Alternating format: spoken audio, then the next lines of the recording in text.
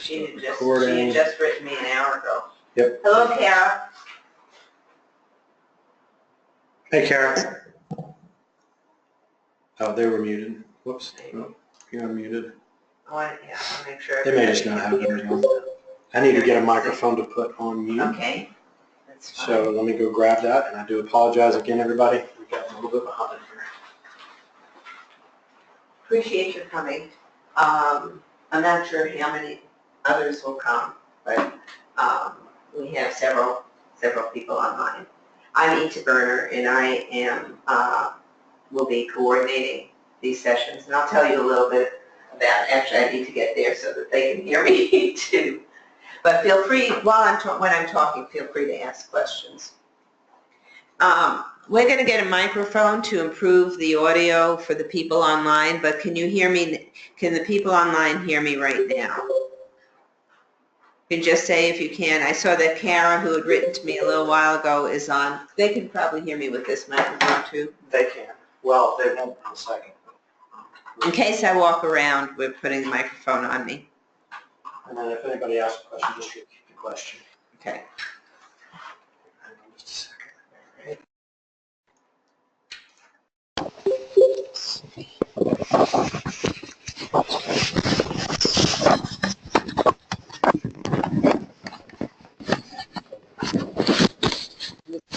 All right. Yes, ma'am.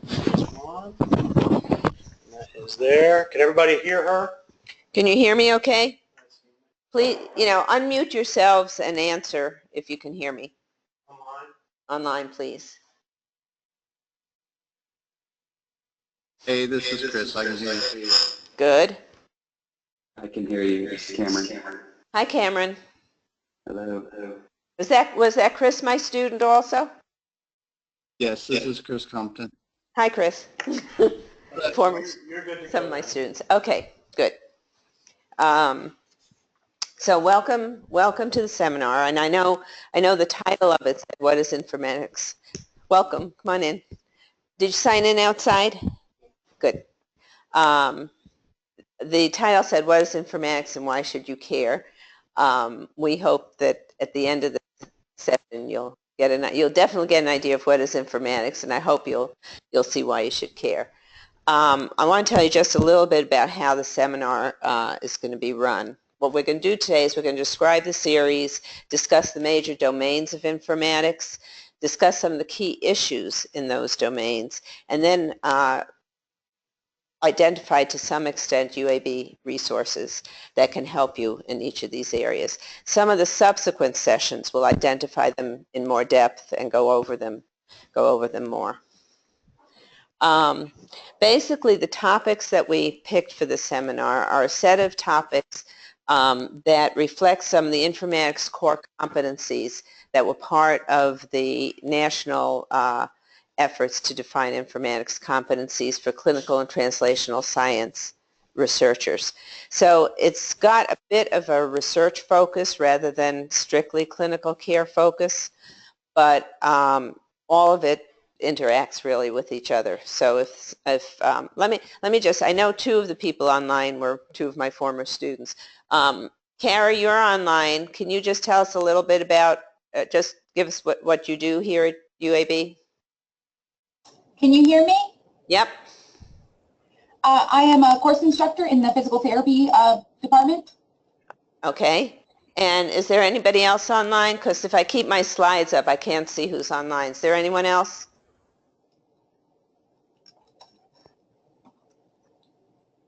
Maybe? Well. Yes. Hi, my name is Randall Cochran. I'm in the Health Services Administration Department. I'm a PhD student.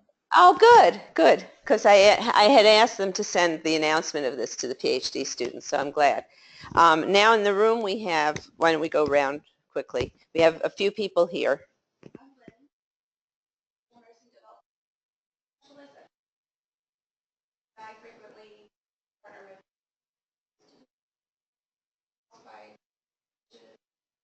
Mm-hmm. My name is Paige Farley. I work for the Department of Emergency Medicine doing research. Okay. That's why this I don't know. Can you, those of you online here, we had someone who's who's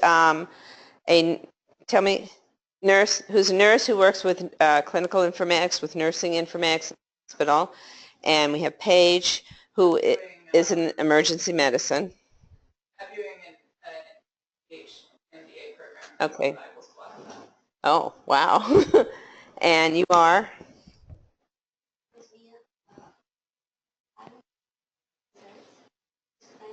And you're basic scientist, okay.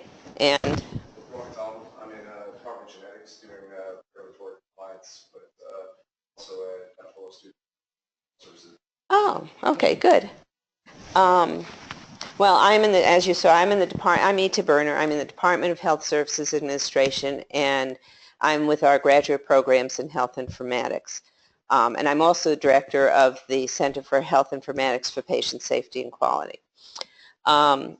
So going back to what we're doing today, the topics reflect informatics core competencies in general for clinical and translational science researchers. They're obviously in a one hour a week seminar, they're not going to get at those competencies in depth, but they're going to give you a picture of the range of areas that are considered important in that space. And it's a little bit different. We have a couple of students who are in the Health Informatics Master's Program. That tends to be more clinically focused, so this is a little bit of a balance for them. The communication will be via email between me and the students. That's why we needed to collect your names and email. There will be links on the CTS websites for all of these presentations. They will be recorded. I will send out afterwards readings, probably somewhere between 3 and 5 articles related to the topic. So think of the sessions as the overview and the readings as more depth for you if you're interested. After each of these sessions, we will have an evaluation that we'd like you to fill out an evaluation, brief feedback on the speakers and the topic, 2 questions. And that's about it. There'll be a longer evaluation at the end over the whole series, but we would appreciate it. It'll be an online survey, and you'll hear from, I believe it's Jessica Wakely who will be sending it to you. So answer her, click on the link, answer the 2 questions. It'll take you about 30 seconds, and we would appreciate it. There is course credit available, and I know Paige had asked about that. What you will do if you're interested in getting credit for course credit for this, there's a course that I believe is called it's either Special Topics in Health Informatics or Independent Study in Health Informatics, and you'll take it, register for it in the fall. What I expect from you is that you attend these sessions, all of them, or if you absolutely can't, let me know. But attend regularly, and there will be a take-home final that you'll do early fall. So it'll be one credit course, but attend the sessions, do the readings, and do the take-home final. Any questions so far about this? We think that this GoToMeeting link will probably be good for most of the sessions if you are not available. Cameron's in Florida now, right? And Chris is up in Huntsville, I think. Yes, ma'am. Right. So if you're not on site, GoToMeeting is good. If you are on site and can take the time, we'd love to have you here. So I appreciate all the people who came. Okay. Question for the group.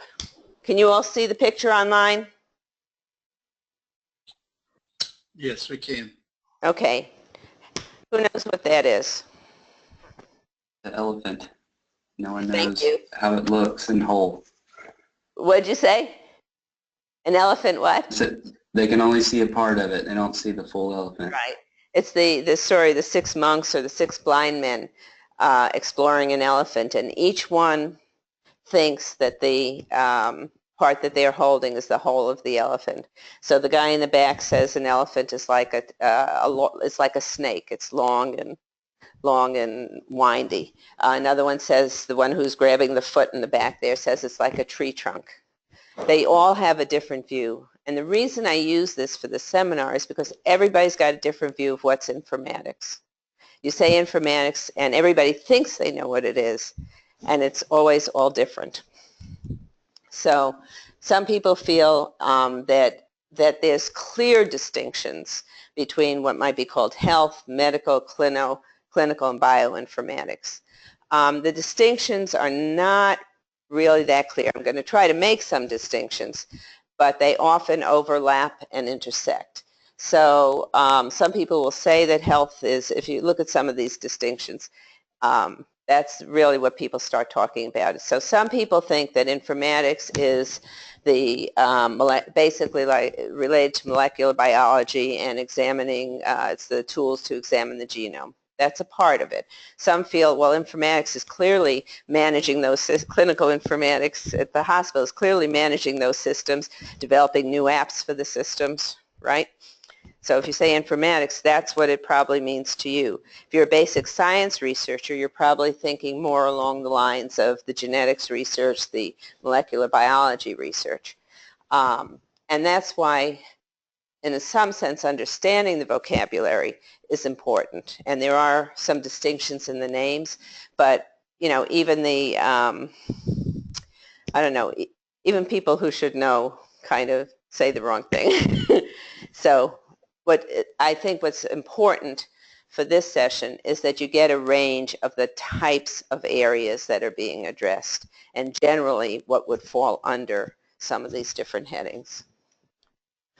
So if you think of the word informatics, it actually it originated in Europe, and I say Europe because I've heard it said it's French and some people say it's Russian, informatique.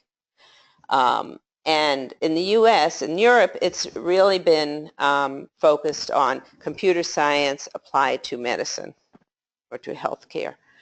In the U.S., there's clearly computers involved, but it's much more been focused on ways of managing the vast information, a variety of types of information, but it's almost more using the tools and processing to manage the data.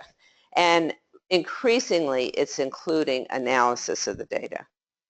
I think initially the task was just management. Now that we're actually getting somewhere in implementing electronic health records and other things, we're focusing much more on the analysis of data.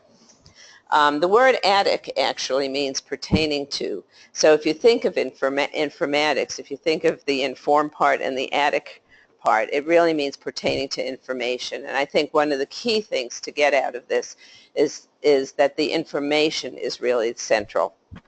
Computers are important, but they're a means to the management. To give another definition that's really similar to what I've just said, our Informatics Institute, which is, by the way, this seminar is co-sponsored by the Informatics Institute and the Center for Clinical and Translational Science. The Informatics Institute defines biomedical informatics as the art and science of organizing knowledge of human health and disease and making it useful for problem solving. So it's the knowledge and information and the making it useful. So that's the focus of really probably all of the seminar series, if you think about it. It's getting the information, organizing it, and making it useful. Some people get informatics confused with the IT department. That's why I was joking, that we couldn't go to meetings, so of course I'm in informatics, I'm supposed to fix it. Think of informatics more on the information end than on the technology end. So your IT department is the ones who usually manage the network, the high-performance computing center, not necessarily what's done with that, but manage the center, cloud computing, hardware, software, the help desk. That's kind of your IT department. The informatics people, for instance, the clinical informatics people in the hospital, are much more concerned about looking at the clinical systems and the information contained and extracting it, using it. Am I right? So that's kind of the distinction that you need to think of. Keep in mind the importance of the information. So the informatics is focused on information and knowledge management and the meaning and use of the information. And it actually involves a number of different disciplines. If you think about information science, the organization of the information, cognitive science for how people process that information and make decisions. Organizational theory is involved. When we were involved fairly extensively probably over the last 10 years with the implementation of new implementations of electronic health records.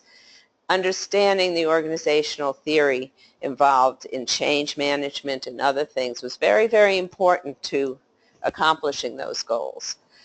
Certainly computer science and systems engineering are also important, both for development and pretty much for development and analyzing data, and development and access and analysis of data. And finally, as we get more into using the data for managing the biological information, knowing something about the medical and biological sciences are also involved. So what I'm going to do now is take you through some of the different areas of informatics and talk about some of the key areas that are key issues that they address, key kinds of research questions or practical questions. So if we start with the bioinformatics, and this is not in order of, I don't remember if I have this alphabetically or what, but it's separate domains, not in any particular order of importance or They're all important. So bioinformatics has generally been the tools for analysis and management of genomics and other omics information. As you said you're a basic scientist, are you involved with omics data? Not much, but you certainly know that it's certainly if you think about management of that information, it's huge. Omics data is just a huge amount of data, and we're learning more and more about both the content of it and managing it. So the informatics tools, the bioinformatics is really focused on some of the genetic, genomic, proteomic, all the different omics that are dependent on informatics. There are analytical tools to discover relationships, often relationships between a given, say, genomic sequence and reference databases, tools for analyzing the data, systems for organizing the information, and databases like these reference databases of genomic information to help you interpret the data. So some of the areas that are involved in informatics, and as we get more into translational bioinformatics, as the field matures, we're going from basics, purely basic science and narrowly focused to translating that into practice. So if you think of personalized healthcare or precision medicine, is really the integration of clinical and bioinformatics. So with the use of the bioinformatics data, we'll have more information to make diagnoses. We use genomic information for clinical decision support, might be in pharmacogenomics, so patients that are, and stop me by the way if you have questions, but you might have patients who respond differently to different drugs. You can use that genomic information to provide support for the clinicians who are treating that patient. They might give one drug to a patient with certain biomarkers and a different drug to patients with another set of biomarkers. They're becoming used more in practice. Using biomarkers for targeted drug development in the same way. If we know certain characteristics, genomic and other deep characteristics of patients, we can develop more targeted drugs specifically for that.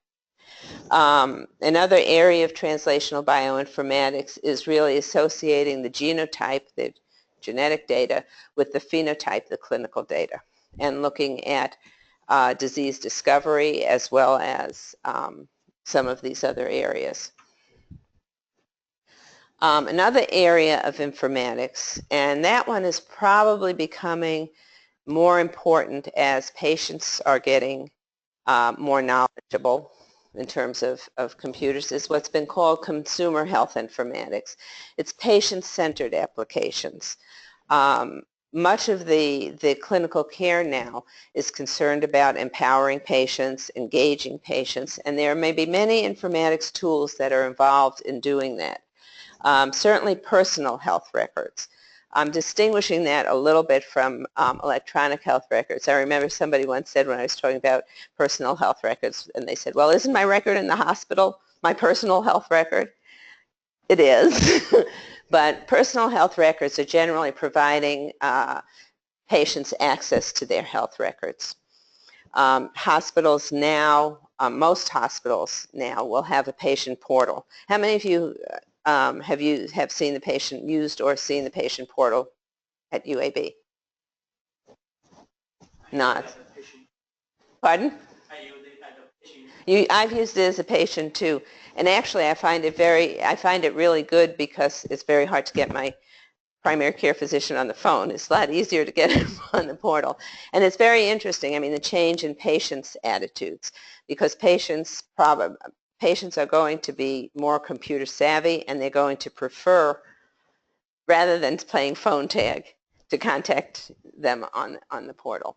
So some personal health records are actually, they're ones run by commercial systems, where you might take data from your actual clinical setting and combine it with your own observations and your own data that you want to put into it and store it commercially. I think Microsoft Health Vault is still around. I'm not absolutely sure. Google Health had something, and they, some years ago, and they did not, they abolished it.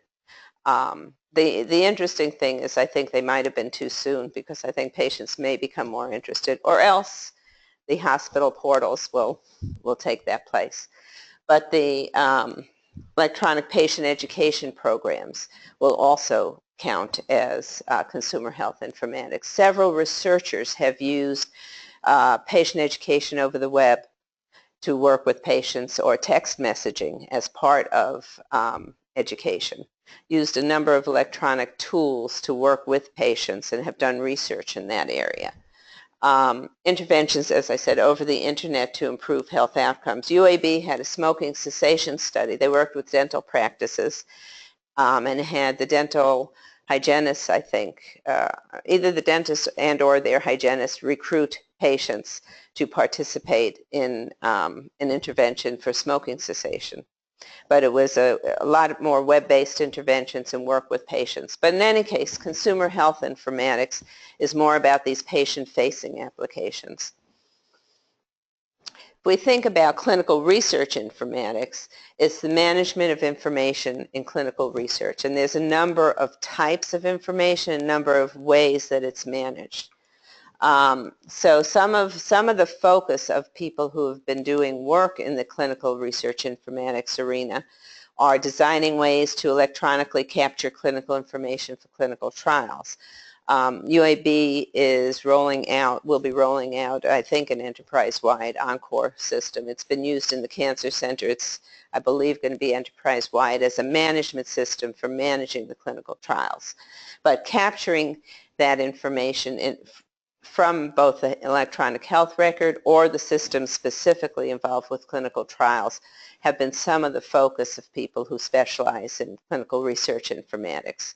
Another focus has been information exchange across institutions, primarily for research. Those of you who may be in the clinical area know that clinical information exchange, health information exchange clinically is an important area. But in the research area, it's focused more on often there's a need to find enough patients, for instance, for rare diseases. So UAB may have some patients, but not that many to do a really good clinical trial. Much of the clinical research informatics focus has been designing ways to access patients at other institutions. So systems and we'll be talking about that later on in the series actually. So systems are set up where a researcher at UAB could say, I need patients with this characteristic. And UAB right now is actually collaborating with, let me see, it's Arkansas, South Carolina, and I think Emory, where you could sit at your desktop. I think it's almost ready for use. I better be careful in case it isn't quite ready, but it's in the process of becoming ready. You could sit at your desktop and say, I'm doing research on such and such an area. I want diabetics who are this age range who have been seen in the last 6 months, and you could find out, you could find out how many patients across all those 4 institutions fit your characteristics for your trial. Within the Center for Clinical and Translational Sciences, there's nationwide, there is a move to have all the centers connected. So all over the country, you could see who's got the most patients, who you would want to work with, which ones would be the best to do that. So it can foster the cross-institutional collaborations. And so there's been a lot of efforts in that research and clinical research informatics space for some of that information sharing and collaboration. Another area is within clinical research informatics would be mining the electronic health record, and we'll be talking about that again in the series. One could be pharmacosurveillance. You know, when you do clinical trials, they take forever, first of all, because you have to accrue enough subjects, and that's often very hard to do. That can take years and years. Well, think of how many patients already have been given drugs. If you're looking, say, for side effects or for the impact of drugs or for the association of taking this drug with something else. Look at how many people in practice have been given those drugs. If we can mine the electronic health record to do studies, looking at, say, after drugs are approved, what has happened with them? Are there side effects? Are they associated with anything else? That's a vast amount of information, and that's an area that is an application of clinical research informatics. Some of the comparative effectiveness and outcomes research studies also can be looked at from the electronic health record. You've got just more patients than you would have if you could recruit them directly for research. There may be challenges in doing that, and we'll discuss that later on in the series, but you've got a lot of data that can be mined and used for clinical research. And I mentioned earlier the phenotype-genotype association, which is some of the focus of translational. It's both clinical research and bioinformatics research, where there have been studies looking at, again, looking at characteristics of patients and how they map to known genotype information that have been discovered in genomics and genetics experiments.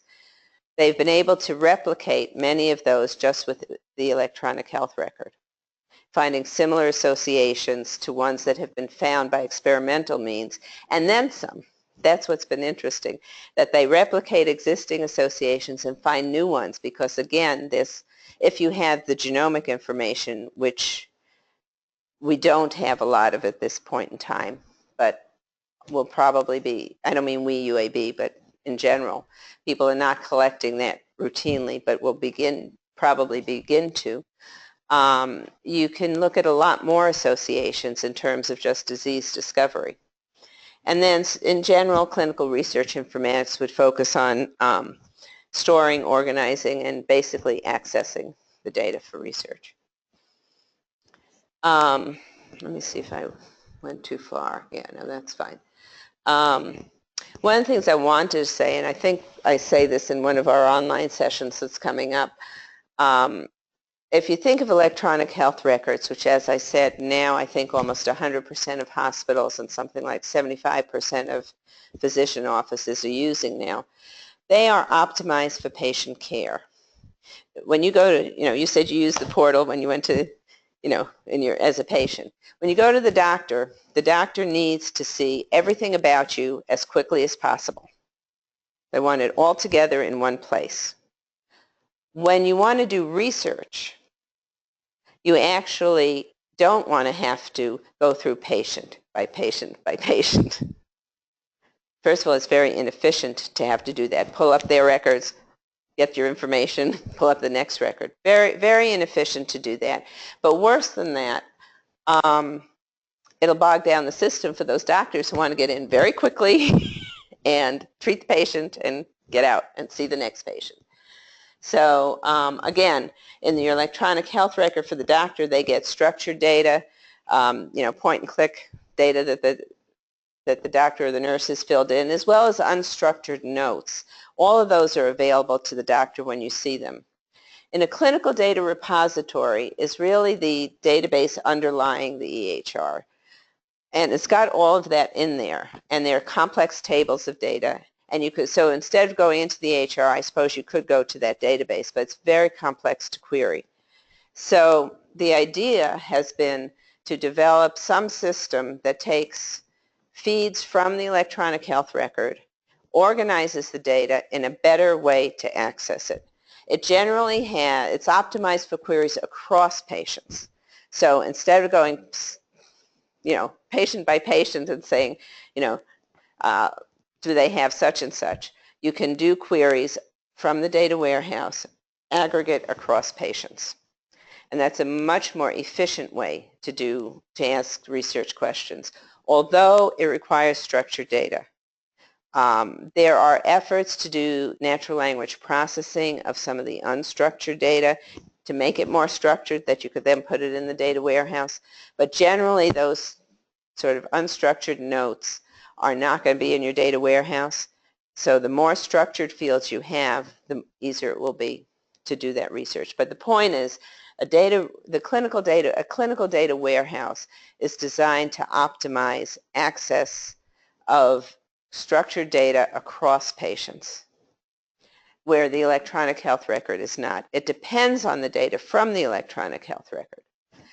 Because people have said, oh, we got this new electronic health record, now I can just go in and dive into it and do research. And you really can't. It's not easy to do it, it's not efficient to do it, and you need a data warehouse. Fortunately, UAB actually has an enterprise clinical data warehouse, and it's got actually several different easier to use modes of accessing it, which again, this is a plug for subsequent sessions we will be discussing. So our enterprise data warehouse has detailed clinical data from our EHR. It's updated nightly. So it's not, quite real time, but it certainly is updated on a regular basis. And they plan for other data to be added, including other clinical data. There's some talk of adding some of the tissue sample data, some variety of other types of data, and patient-reported outcome data as well.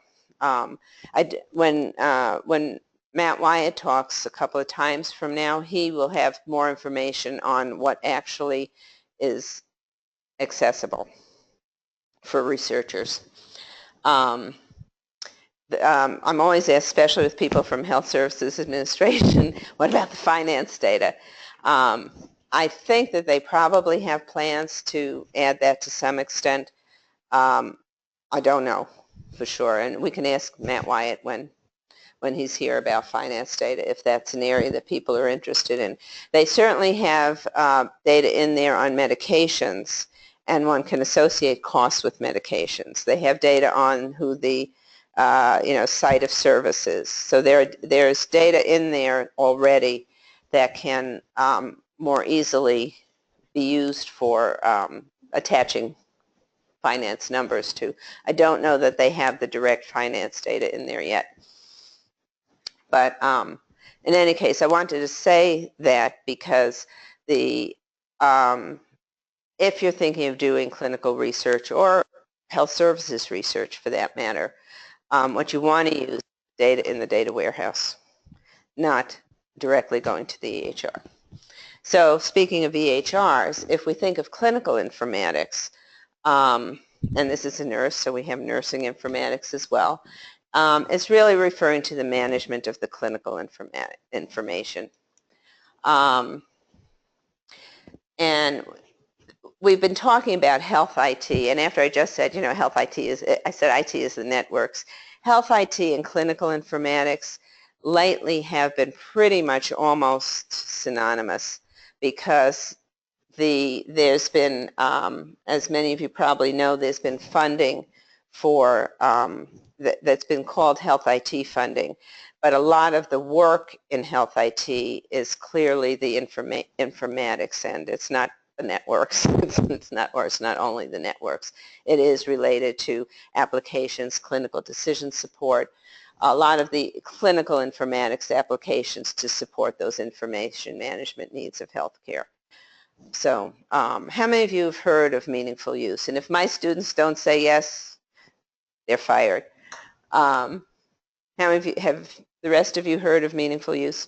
Okay, so meaningful use was, let me see if I say any more about it. Yeah, meaningful use was the term used for as part of the HITECH Act, which was in 2009, part of the Stimulus Act to encourage the use and adoption of electronic health records. And the point of it was actually, when they said meaningful use, it was, we don't want you to just adopt the system and let it sit there. You don't get points for spending a lot of money on an EHR. You get incentives to meaningfully use the information.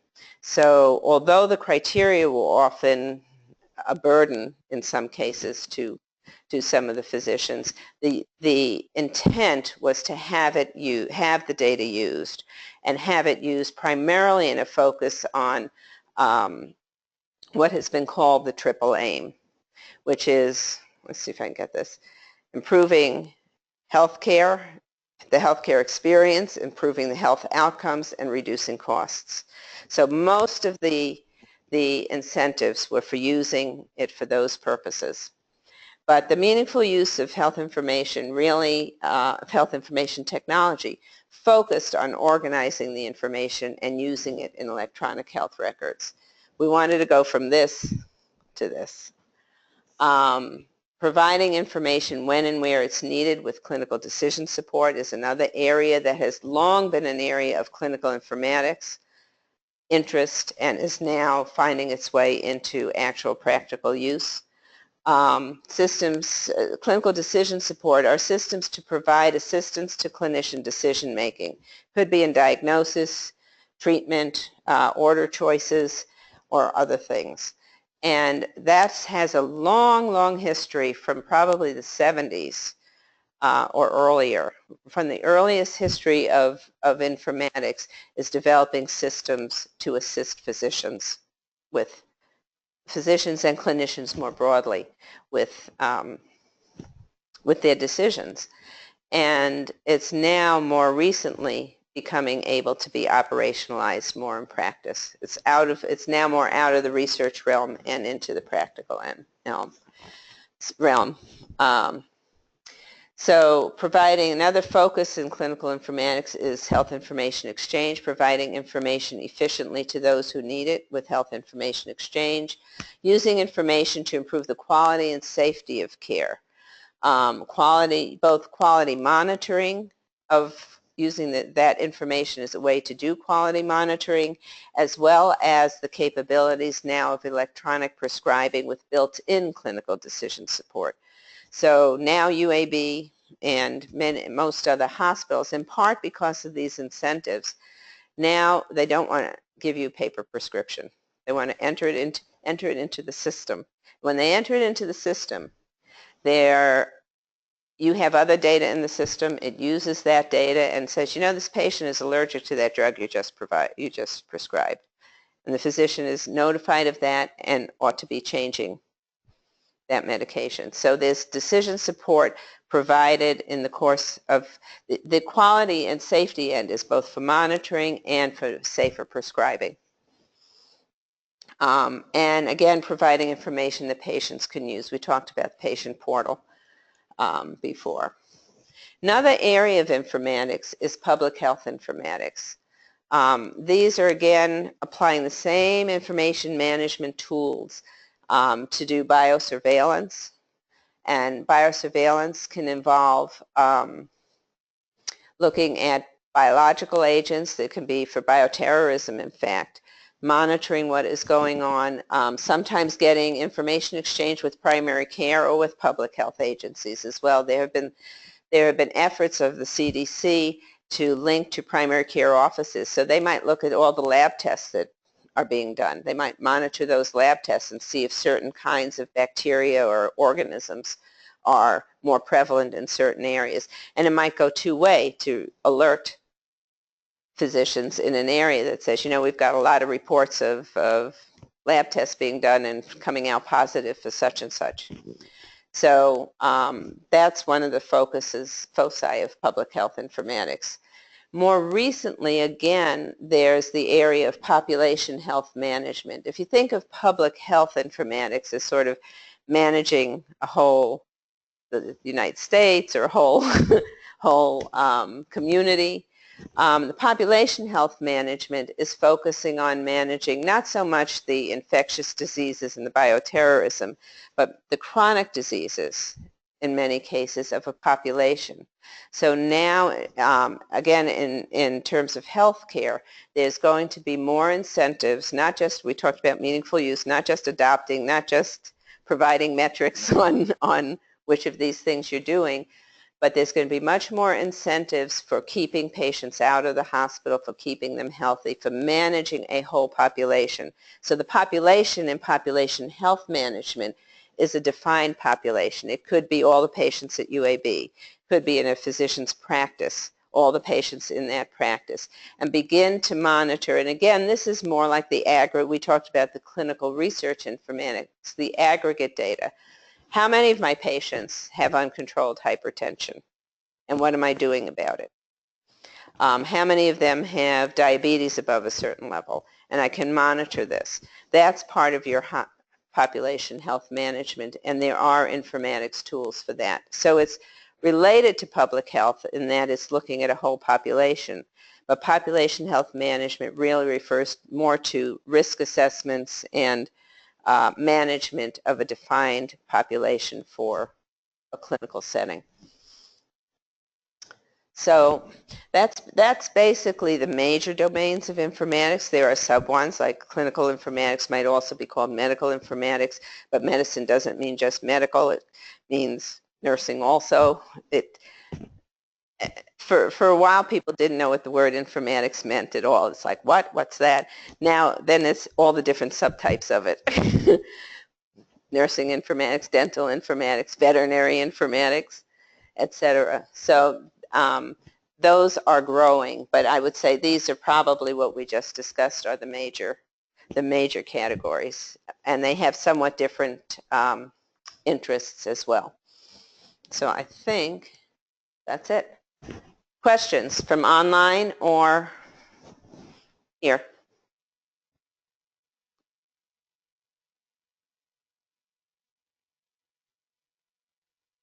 You mean I explained it that well that you have no questions?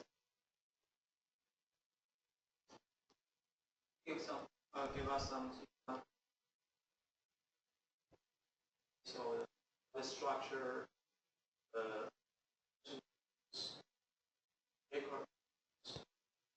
structure, the structure.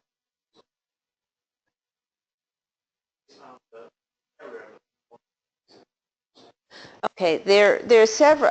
I'm not sure if I'll answer you exactly, but you can tell me. Many personal health, when we talk about the personal health records for the patients, they've been called tethered and untethered types. Tethered means tied, you know, like a tether, holding like a rope that holds something. Tethered is tied to the particular health system, like the electronic health record. So the patient portal has certain types of information in it. It's got your medications. It's got your visit information. Some of them have communication. We have communication with the physician. I think our patient portal has not had things like procedure and radiology results, but maybe they're moving to that. So different ones have different types of information. That's tethered to the health system. Patients can actually download the information and take it with them.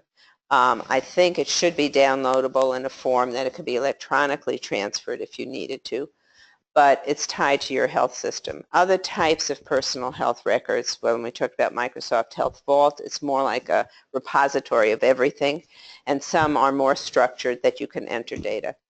I don't know if did that answer your question? Or For the clinical research where you have some based on each person. oh, okay. So how, in other words, how could you get data from, if you wanted clinical data? Is that what you're asking? Okay. I said we have the enterprise data warehouse. And again, Matt Wise can talk and show you in more. In fact, the online assignments will give you a chance to access some data. We have two, I'm sorry, I better backtrack. We have two online sessions, one at the end and one kind of in the middle. We did sort of over this big gap because I figure people are away for July 4th, so we're doing that one online, and it's an online, it'll be like an online homework assignment with readings and lectures to access. But it'll also, that one also will give you a chance to access a database, a clinical data, essentially a clinical data warehouse called I2B2. It's not our example of I2B2. It's like a demo copy, but we have it here too, and that's what Matt Wyatt will talk about. So we have our clinical data warehouse that has everything, again, structured data from the electronic health records that's used for patient care into the big clinical data warehouse. Because that clinical data warehouse is used both for operational purposes and research purposes. For operational purposes, let's say you were running the clinical laboratory. You might want to know what's the turnaround time for lab tests. You might want to know which lab technician did what. You might want to know lots of things related to your operations. A researcher doesn't care about that. What they probably really want to know is what are the lab results. They want to know what are the test results. So a subset of the data in the clinical data warehouse are fed into a system called I2B2. And that stands for integrating, let me see if I can get it, integrating information from the bed to the bedside, from the bench to the bedside, something like that. I'm sorry, I forget the exact name. Anyway, I2B2 is accessible for anybody at UAB, any faculty member at UAB. I think staff people may need to get a faculty permission. I'm not positive. You have to get a supervisor permission. So I2B2 is a lot easier to access. First of all, you can do it yourself from your desktop. You do have to sign up, and you have to essentially register for it, and you have to acknowledge the rules. But you can do queries, point and click queries of data. And again, I don't want to go into too much detail about it now because otherwise I'd be repeating what Matt's going to say, and he's going to say it in better detail than I would do. Although if you listen to any of the videos, I am the voice of I2B2. I am the voice of the videos on it. We do have videos on how to use it. If you want to get ahead of yourself, and if you're faculty or can get supervisor permission, I don't remember the URL offhand. If you searched on I2B2 UAB, I think you would find the entryway. Sign up, and there are videos that show you how to do things. Very short, little 5-minute videos on how to log in, to do a query, etc. So they're on there. There's also training sessions for it that you can get hands-on training. Have you used it? Yeah, I work with Carolyn Williams. Ah, okay. Also one of our students. Former students, alumni. She's an alumna of the master's program. Yeah, so you can access it. You can do queries. You can get data with IRB approval. You can get more detailed data. Anybody can get aggregate data over the web free. I mean, free without going through a whole IRB. If you want more than aggregate data, you would need IRB approval for being able to access that, but then you can also get that. And you can use your queries to get a more precise query for the identified data or the non-aggregate data. Are there other questions from group online or here? Well, next step is I will be, did I get your email? I know I got everybody else here. There's a sign-up sheet. I need your name and email on there because we will be sending you, I'll send you reading materials on this topic, and we will, and then you'll get a short evaluation on the presentation. Next week, Dr. Benno Zeiden is going to speak on machine learning and its use with clinical data. And then I think the online one is next, and I'll be giving you more information about that. Thank you all for coming.